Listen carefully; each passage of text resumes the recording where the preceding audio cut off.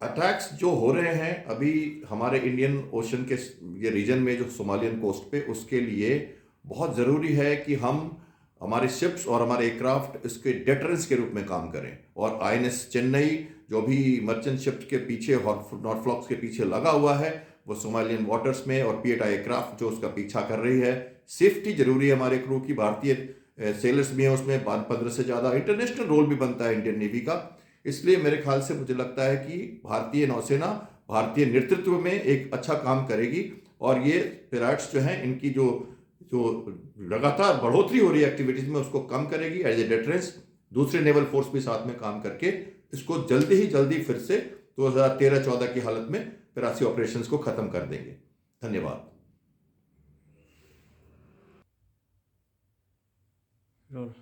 Indian Navy has deployed its frontline destroyers and P-8I aircraft to deter, scout, and make a safe operation against the pirates attack which has happened on a merchant ship off coast of Comalia yesterday. Indian political will has given clear directives to the naval warships, its aircrafts, and all other elements to carry out certain operations which are required to visit, board, seize, or carry out search and seize, and if required, protect the hostages which has been on board. Indian naval merchant sailors on board, 15 of them.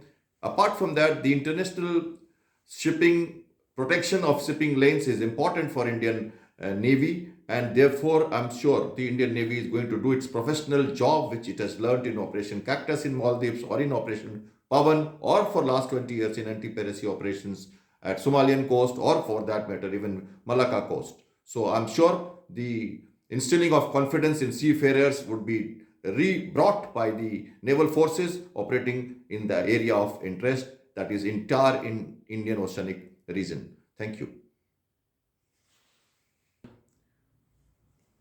Somalia के coast पर MV फॉरलॉक के साथ जो हुआ अभी पैरसी की घटना, वो एक बहुत ही दुखद घटना है।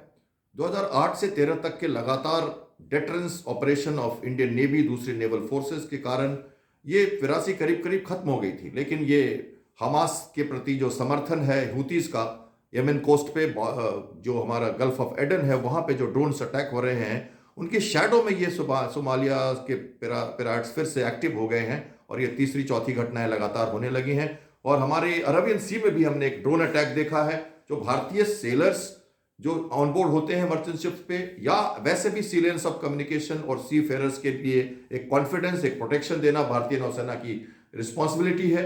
और इसी तरह हम देख रहे हैं कि आईएनएस चेन्नई और P-8I एयरक्राफ्ट जो उसके ऊपर मर्डर आ रहा है, उसके साथ स्कॉट कर रहा है, शिप के साथ उसको प्रोटेक्शन दे रहा है। और जो हम कहते हैं साम दाम दंड भेद, सारी नीतियां ऑपरेटर्स के साथ उनकी जुगाड़, ये सब करते हुए आगे बढ़ना है।